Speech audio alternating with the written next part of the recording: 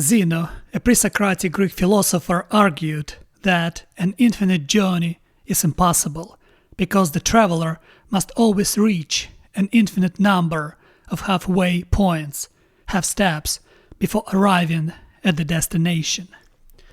Every time we face with an infinite number of possibilities, of choices, of decisions, every time we do this, and how we are able to discriminate between those infinite amount of choices. We use common sense for that because we know that certain things just right for us, certain choices must be made. We have hierarchy of those choices, and common sense help us to create proper hierarchy. This way our life works, and usually this hierarchy comes from experience of that we inherit from our parents, from our traditions, from our culture, because we in some sense imitate people around us, and we try to adjust to people around us because we want to live in community and we don't want to get rejected by our own people with whom we live, by our own family who raise us, or by our own wives with whom we live and create family. And my point is that common sense helps us to identify the limitation in those infinite number of choices. And common sense helps us to move through with those limitations, to work with those limitations. Otherwise, we just stuck on one place and wouldn't be able to make a step. And also, interesting thing about it, if you think about ideology in some sense create this infinite amount of choices, of decisions when it try to dismantle your argument. If, for example, you try to argue with somebody who's on the ideology, they usually force you to prove your idea from infinite amount of angles, from an infinite amount of possibilities that actually impossible, because you argue from the common sense with a good faith in your heart, hopefully. But people who are obsessed with ideology, they usually ask you to prove your point by arguing from multiple angles at the same time. And that's where you start losing because, first of all, they doubt your good faith. They believe you're a bad faith actor. Second, they try to find, like, can you explain this, can you explain that, and that, and that, and eventually you don't defend your argument, you start defending these halfways, millions of halfways, down, up, left, and right. Eventually you get confused in your own argument. That's what ideology does to you, because you try to argue about certain problems, but they say, okay, this problem, but there's multiple other problems that adjacent to this problem, and now you have to argue about those problems, and those problems has millions of other adjacent problems, and therefore you kind of lost in this maze of problems, and eventually you just forgot what you were arguing about. And that's what ideology does until it comes to power. When ideology comes to power, what it does, it simplifies everything on a very foolish level. But it uses tyranny to protect itself. Because, for example, you can see through a lot of ideological indoctrination in the West, here in America or in Europe. But the problem is people are terrified to speak out because all this simplicity that ideology tries to enforce upon those people, right, upon us, upon everybody else, they don't let you use your common sense, because what they do, they force you to question your own common sense, because you cannot question your common sense. And the highest goal of any ideology to create tyranny, and with the tyranny they can submit, they can subjugate every sparkle of common sense. And once people are subjugated, once they don't trust their own common sense, once they're afraid to voice common sense, the ideology imposes on them incredibly primitive thinking, basic thinking. Just do what we say and think what we say and see what we want you to see.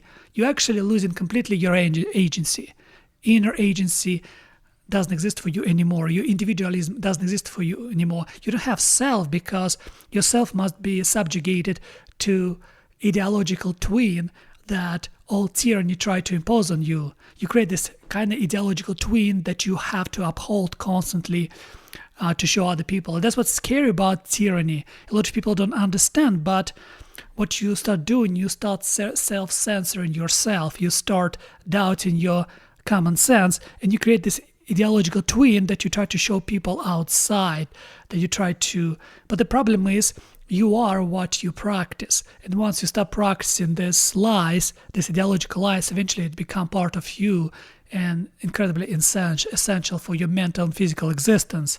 Mental because you don't want to go crazy, and physical you don't want to go to jail or being killed for just voicing common sense.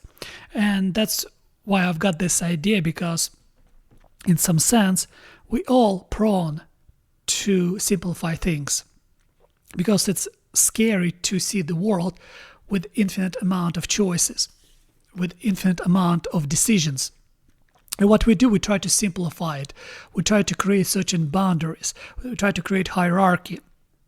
For example, you have 10 choices that you have to make, or you have to 10 choices, yes, and you create hierarchy of those 10 choices, and then you follow this hierarchy, because if you have 100 choices or you have 200 choices, it's incredibly hard to live with this amount of choices. But the problem with us sometimes, if we're not sophisticated enough, we start simplifying this infinite amount of choices till something incredibly simplistic and almost primitive way of thinking about the world.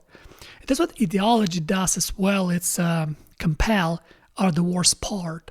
Whatever worst you have within yourself, you try to compel to use it, to utilize it against yourself, but in support of this ideology. For example, we all have such an amount of tribalism in us. And this tribalism, every ideologue try to use your tribalism to advance in their ideology, to try to capture your essence. Also, we have this, unfortunately, all of us have this idea that it's not our fault that we couldn't achieve high success. And it's incredibly tempting to think this way, because if you're poor, if you didn't succeed, it's really hard to take responsibility, because once you start taking responsibility, you start accepting yourself. And once you start accepting yourself, you're kind of on the way to recovery. But it's really hard because you have to make proper sacrifice. And proper sacrifice you have to identify first. And how you do this, you try to accept yourself. You try to tell to yourself, okay, it's my fault. What can I do to change this? But ideology gives you this idea of resentfulness, this communal resentfulness, like you resentful with many other people in the same mob. And this resentfulness directed towards successful, productive element of society, and you just hate them just because they are successful, because they're productive. You want to destroy them. It's not that you want to take their wealth. No, you want to destroy them. And you want to create society where there's no wealthy people, because if you cannot have wealth, then nobody should have it. That's kind of propagation of this ideology, like Marxism, communism. That is kind of the same game. And what happened is, if you don't take responsibility for yourself, ideology gives you this noble idea that it's not your fault, just follow us, and we will redistribute this wealth to everyone, because all these rich people, they don't deserve what they have, and we need to redistribute this wealth. And it's kind of tempting because it's simple. It's incredibly understandable, because everybody can understand this, because we all have such an amount of envy, such an amount of resentfulness.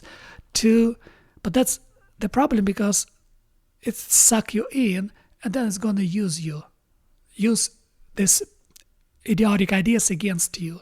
Because after, when redistribution happens and everybody equal, like in the Soviet Union, the ideologists are using tyranny against you, because if you suddenly realize that everything is just a crap, it's not real, the ideologist said it doesn't matter, because you already trap yourself inside this framework, and what you have to do now, you have to comply and live life of ideological slavery, where you have to deny agency to yourself, and actually you do not have self at all, but ideological twins that are in charge of you. And what happens is your common sense become illegal. That's what I'm noticing now in Europe and America, for example. We have a lot of people who voice idiotic ideas, dangerous ideas, but for some reason a lot of people are afraid to question it because they're afraid to be called racist, they're afraid to be called many other things. But if you're afraid to name stuff, then you kind of train yourself mistrust to yourself, right? Because if you're afraid to call racism, or if you're afraid to be called racist, but you know you're not, then you kind of train your brain to deny to yourself common sense. And what is happening, you actually give away your agency, because your agency is the ability to make difficult decisions and stand behind those decisions. You kind of train yourself to get a stand, because a lot of people think that when something horrible happens, I will take a stand. No, because you get trained slowly. You get trained slowly to give away your agency. And you have to be able to stand your ground with the small things first. And then when the big things would never come once you rebuttal small things. And I noticed that a lot of people are terrified to express their ideas, and their ideas like filled with common sense. I mean, you have to try and you have to make mistakes, because without mistakes you will never achieve the truth. You have to be brave enough to make mistakes. You have to be brave enough to be wrong, because only then you can be right. And also, as Jordan Peterson pointed out, if you want to really think, you have to be ready to offend somebody, because somebody will always get offended. Some people just get offended, not even what you think, but the way you propagate your thought across other people without fear. They don't like it, because people don't like success in any forms in other people. Most of the people. I'm not saying all of it, but some people don't like success in other people. And it doesn't matter that your success in your ability to express yourself or in your ability to make money, they just don't like it, because in some sense, what makes you truly happy in a meaningful way is your ability to be friend with yourself. It's your ability to control your life in the proper way, to make proper sacrifices. And people already would stop being friends with you because they like to sink together. And when you want to save yourself, when you want to fight and control yourself among this stormy ocean, a lot of people don't want to do this because it's extra work. It's better to surround yourself with people who drown, who sink as well, and complain about life and complain about how everything is bad and everything is white supremacy or racism and many other stupid things that just ridiculous in some sense. I mean, there's some form of existence of all those things, but the way it's presented to us is incredibly blown out of proportions, and people like to hide behind those things because it's not me, it's just some outside force forcing me not to be the best of myself. But the problem is, you have to take responsibility. Everything common to you have to take responsibility. And once you take responsibility, you kind of reduce this infinite number of miseries that you have all around yourself into hierarchy of certain meaningful goals. And once you do this, you start accomplishing your goals one by one. And it's not about money. It's not about success. It's not about to be special. It's about just to be friend to yourself. Because once you become a friend to yourself, the life becomes much more friendlier to you, because you suddenly understand you have ground to stand upon.